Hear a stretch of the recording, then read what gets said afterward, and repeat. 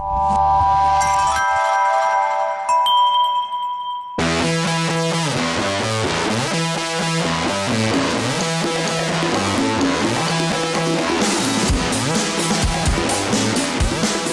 to Wine with HR. I'm Jules. Hey there, I'm Trish. Lawyers turned HR professionals. Through our company, Monarch Endeavors, we guide employers through their oh shit moments with their employees. In this podcast, we will discuss some of the most common and commonly frustrating HR problems while enjoying our favorite adult beverage, wine. So sit back, grab a glass if you choose, and join us as we think about and drink about all things HR.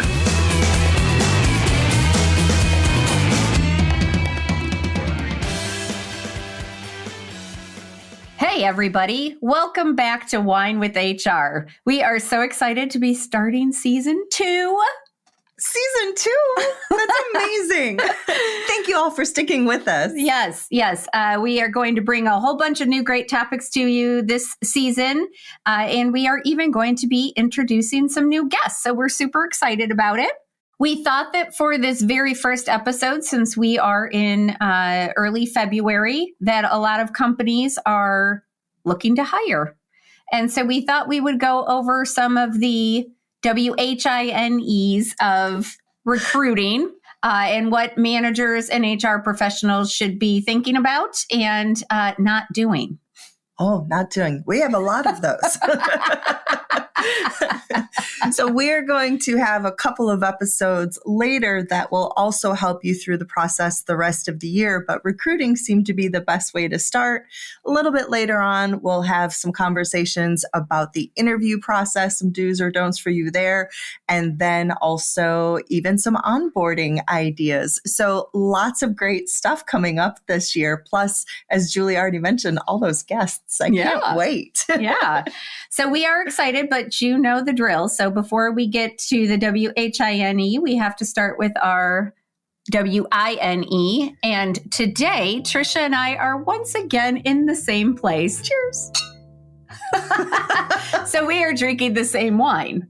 So I gotta have a little sip. Yes. So we are testing a Bordeaux Rosé from Fleur. It's a 2022, and it is 87% Cabernet Franc and 13% Merlot. And let's see what else it has to say. It says the wine growers at Caves de Raison are in love with flowers, the wildlife, and the vineyards, which is demonstrated by the Biodiversity Trail, opened at the winery in spring of 2017, and the cultivation practices that ensure sustainable production. Also, we have an earth-friendly wine, so that's lovely. That. It's also vegan certified. How would you describe it, Trish? Tasty.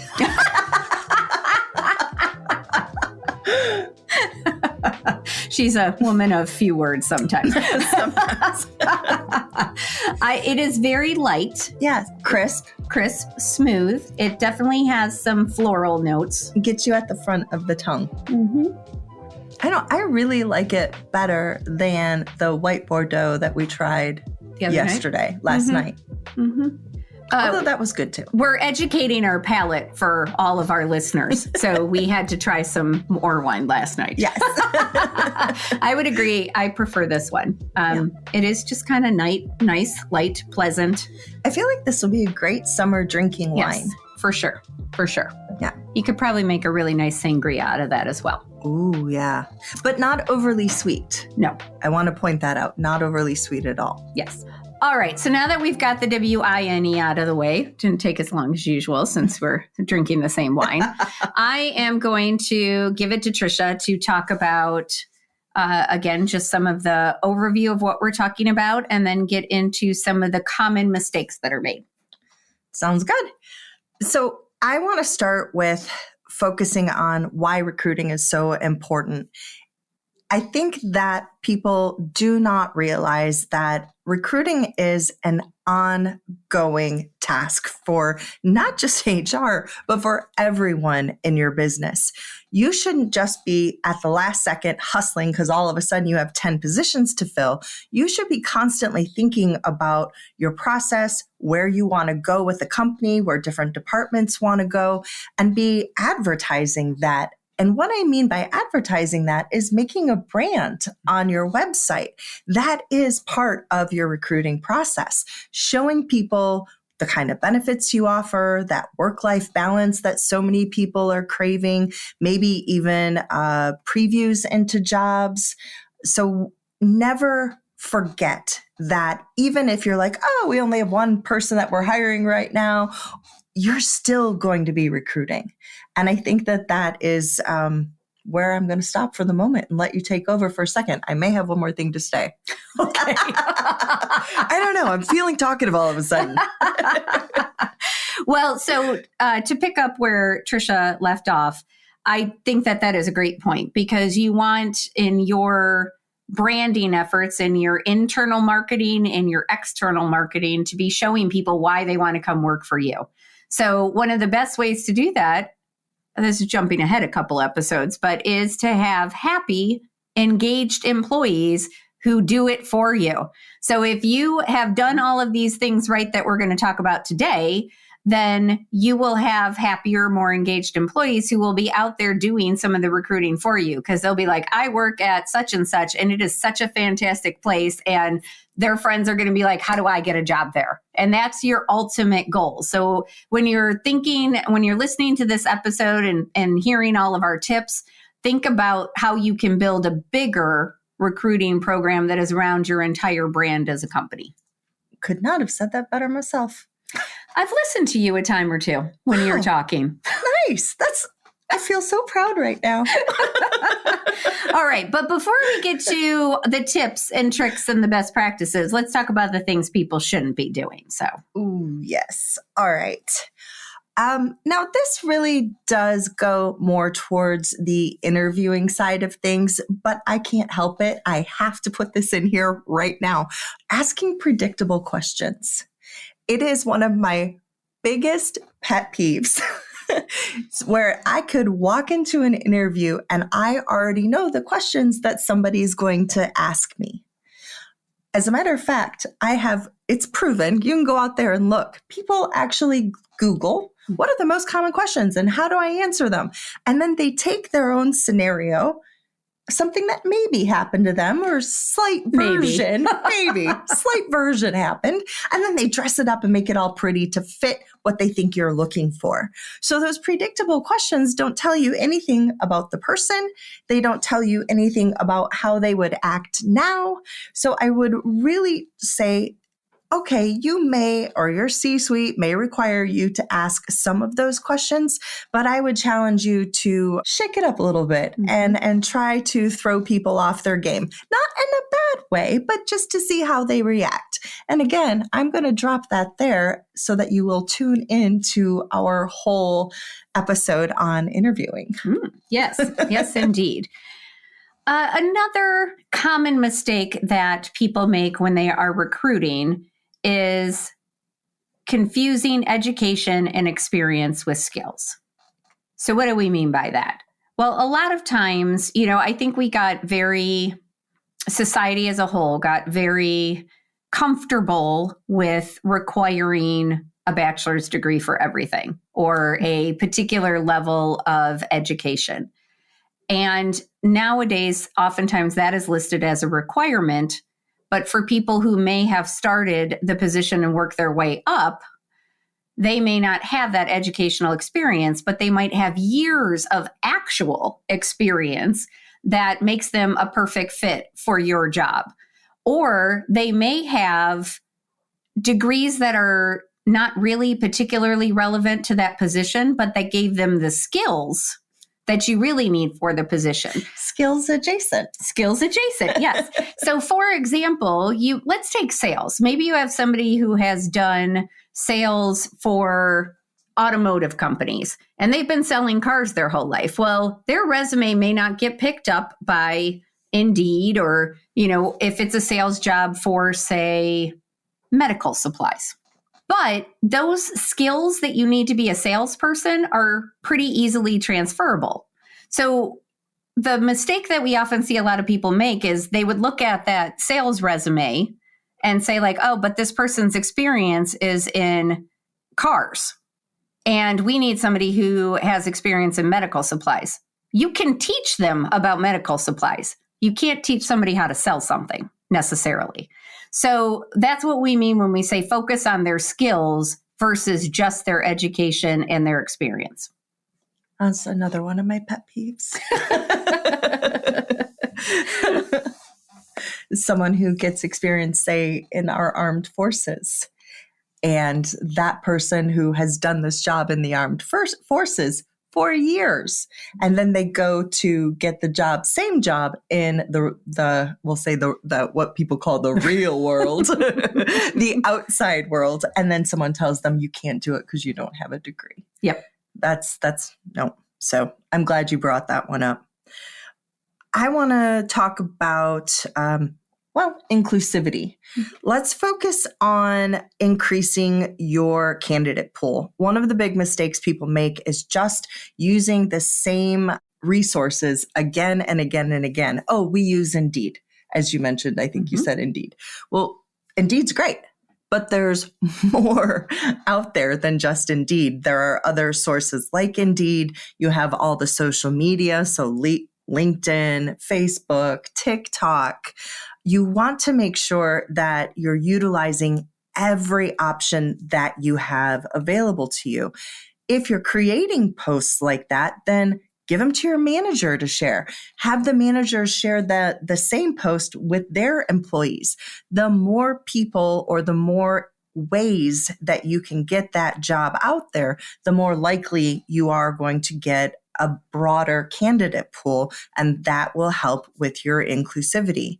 Not only that, but outside of what we normally think of as our traditional resources, do not forget to look at, if it's pertainable to you, local high schools, colleges, universities that maybe you haven't reached out to before, even technical schools or technical colleges. So just a couple of ways that you can broaden that candidate pool.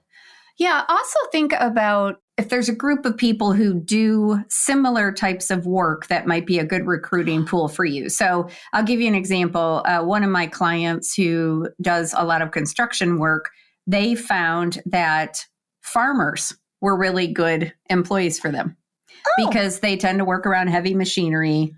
They work outside in all sorts of weather conditions. They have sort of the same strengths as a lot of the people who end up doing construction. So it seemed to be a really good matchup for them. So that's an example of thinking kind of outside the box, but still within the same box family.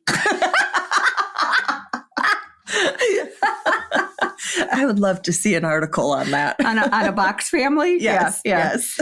Sorry, Julie's making stuff up already. That's okay. All right. The other big mistake I want to talk about is not being transparent about the pay that you're going to give for this position, the job description, and the culture of your company. Those are all things that people really want to know about. We have this just sort of very persistent habit in America of thinking that talking about compensation is taboo. And it shouldn't be. Nope. So I know that we have talked about salary in the past, but you should be upfront about what the range is, at least for this position, so that people can self-select themselves out. That's brilliant. But there is no reason to interview a candidate who has told you that they're $30,000 above what your highest is if you have no intention of paying them $30,000. That's disrespectful to everybody in the process. So wasting their time, wasting your time later. Right. Oh yeah. So you don't want to do that. Also, the job description. Trisha's going to touch on this and expand on this a little bit more, but the job description, part of the problem that I see is a lot of people, when they make a job description, they're just doing it because they got to get it posted so they can hire somebody. And they don't actually look it over and make sure that it reflects what they're actually going to be doing when this person is hired. And then the person gets hired and they're like, what just happened? Like, this is not what was advertised. I signed up for. Yeah, this is not what I signed up for. I'm either in over my head or I'm bored out of my mind or whatever the case may be. So you really need to slow down when you're hiring and recruiting, because you got to make sure that you know what you need. So you've got to make sure that that job description is actually accurate and accurately portrays what you need this person to do. I don't think I need to go further into that. You did a great job. All right. Well, then pick another one. Oh, all right. Fine. All right. I like this one. Looking for candidates who fit into your culture rather than add to it. Ooh, I like that. Like that one a lot. This is a definite error, I think, that people make without even realizing it. Because you always hear people talk about one of my least favorite sayings, they're a good fit. Oh, we need a whole episode on that. Yes. Yes, we do. What is a good fit? Oh, goodness gracious. So, yes, of course, we want people that have your same value system, that aren't going to give you trouble, really. Let's be honest. But it's not just about that. What you want to do is think about, how can this person add value? Not just from their work perspective, because I guess that's where we typically focus, but beyond that, do they bring any of those soft skills to the table? Are they able to help others communicate? Maybe they end up being a good bridge between maybe your C-suite and the rest of your employees. I actually worked with someone recently, and pretty much that's how he defined his job. He says, honestly, I'm the bridge. And so I think that it's important to understand how everyone, yes, is going to fit in, but what can they add? What can they bring to your company that someone else hasn't brought? Or maybe they can bring a different angle on it. Different perspectives. Different perspectives. Mm-hmm. Exactly. That goes back to our inclusivity idea. Yes, yes.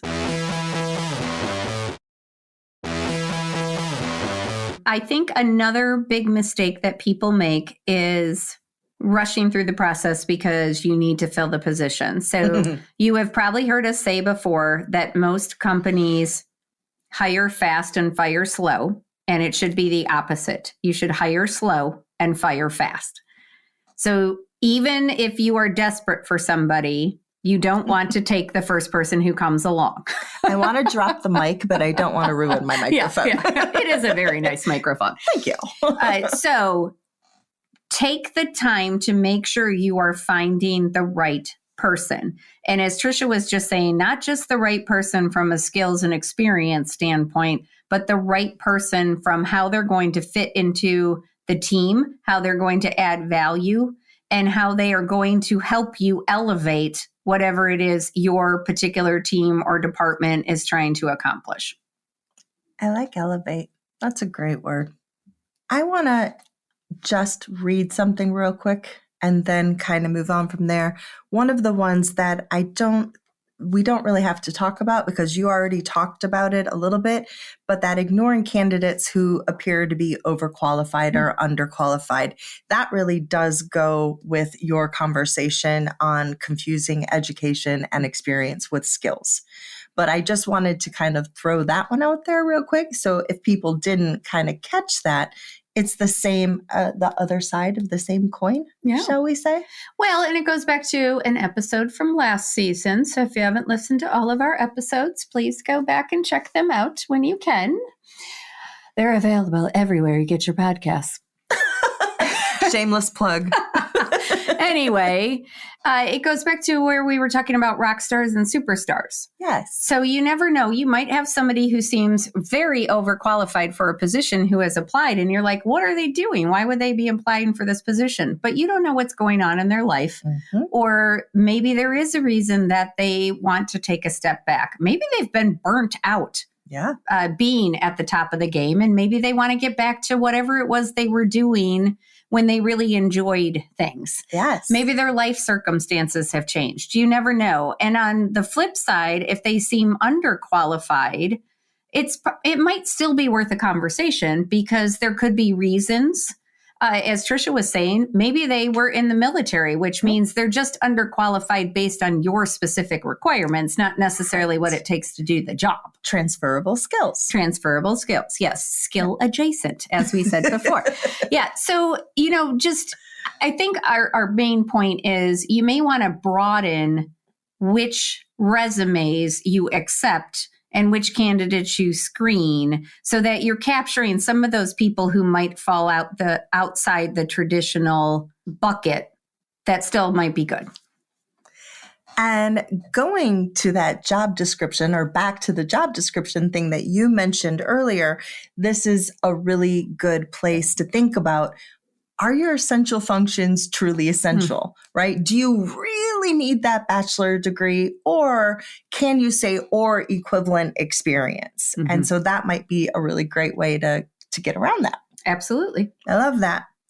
All right. So I think where I want to go next is let's go to the failing to communicate and ghosting. Yeah. I cannot talk enough about this. We could probably have an entire process or an entire podcast on this.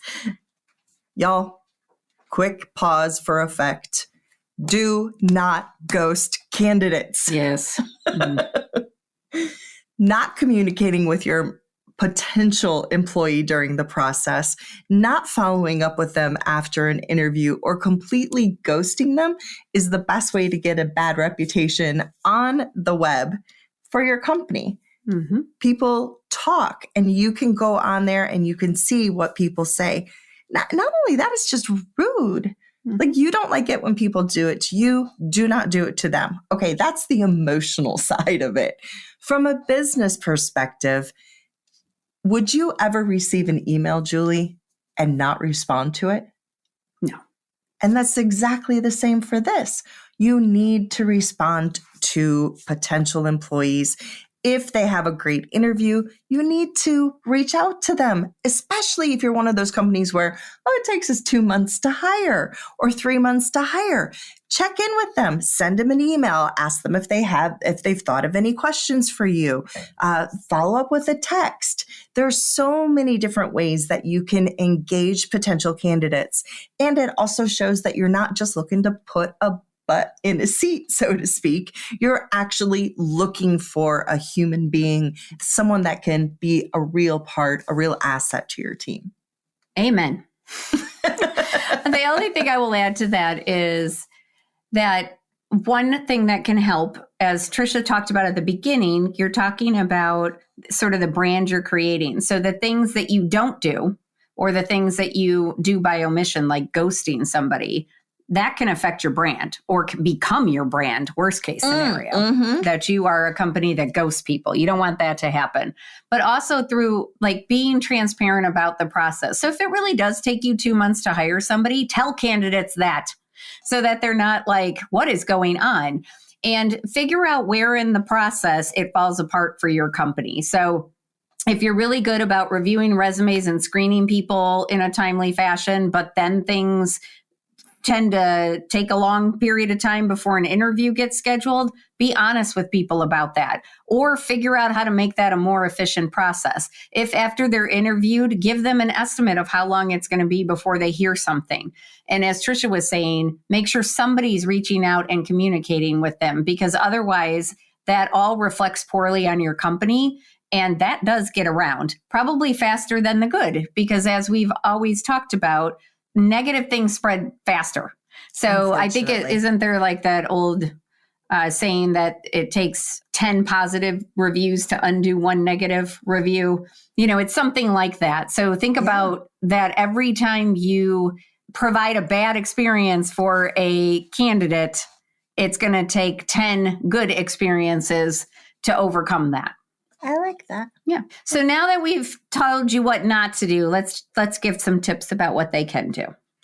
Well, I already started at the beginning, reminding people that recruiting is an ongoing process. I'm going to reiterate that one. Ongoing process. And by the way, it's not, and I know I said this again once before, but I want to say it again. It is not just about HR. It's your employees, it's your managers, it's your C-suite. Everybody should always have in the back of their mind, who can I bring into this, to our company that would add value? Absolutely. Another best practice is clearly defining your ideal candidate. So I touched on this a little bit when I was talking about making sure you understand what you need in this position and making that job description transparent. This is part of that. You need to clearly define your ideal candidate, and it doesn't have to be limited to what the tasks they're actually going to perform in the job, but what you need from them as they fit into your team and your culture and your environment. Yeah, have a conversation with the manager. If it's a manager that's looking for a position for their team, find out what their goals are for their team, how they're planning on growing their team in the future, so that you really have a full understanding.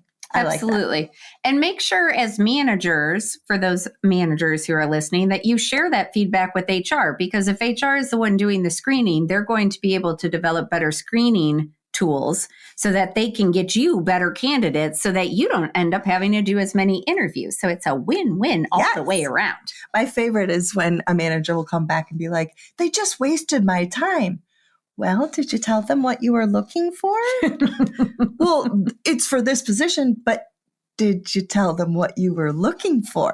Yeah. Yeah, don't assume it's obvious. Yes. Because you managers, you deal with the job every day. You know the ins and outs. HR does have a job description, but a job or a person filling a job, there's more to that than just the job description, right? Yep. That's just the basic outline. Yep. Where's the rest of the story? Yes. Oh, our soft skills.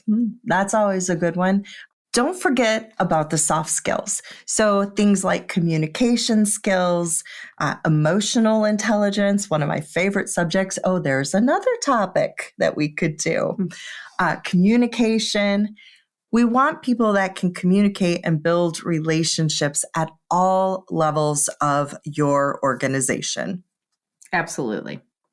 Also, if you offer a hybrid working environment, make sure the candidate understand what that looks like at your company, because a lot of companies are still trying to define what hybrid looks like. Yes. So if that means that they're in the office 3 days a week and at home 2 days a week, make sure they understand that that's the expectation before, so that they can decide if that works for them or not. And if they're comfortable with that, or if, a lot of meetings are done by Zoom or Teams or whatever the case may be, you want to give them that information so they can decide if they're a good fit, as well as you trying to decide if they're a good choice. And if it varies from position to position, make sure that you're acknowledging that as well. I've had a lot of people say to me that they've had conflicts that they've needed to resolve because people were, well, in that department, they get to do this and we have to do this. So that goes back to that transparency thing as well. Absolutely. I know this goes to the interviewing portion that we promised you in an upcoming episode, but I can't help but say it here.